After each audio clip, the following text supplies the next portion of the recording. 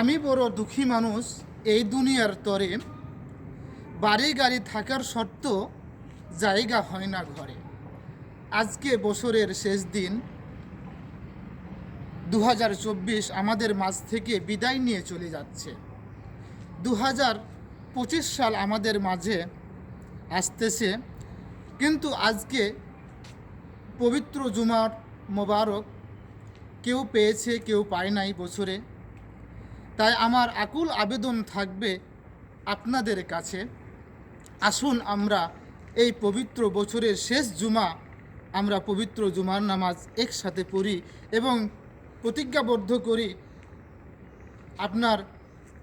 আপনি একসাথে চলার জন্য এবং মহান আল্লাহ তাআলার সন্তুষ্টি অর্জনের জন্য কাজ করি, দিনের কাজ করি, কোরআন মোতাবেক এই জীবনটাকে আমরা গড়ি।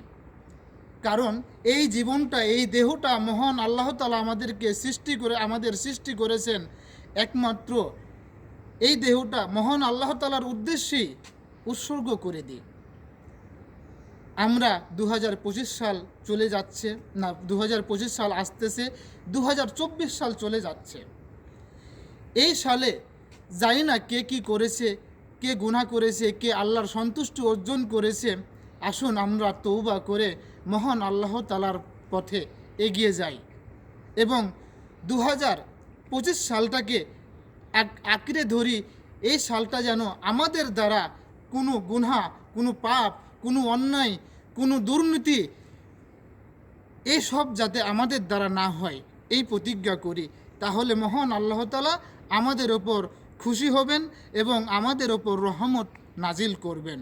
আসুন আমরা 2025 সালকে আঁকড়ে ধরি, 2024 সালকে আল্লাহর রাস্তায় বিদায় দিই এবং আজকে শেষ জুমাতে আমরা সবাই মিলে একসাথে মোনাজাত করি মহান আল্লাহ তাআলা সন্তুষ্টি অর্জনের জন্য।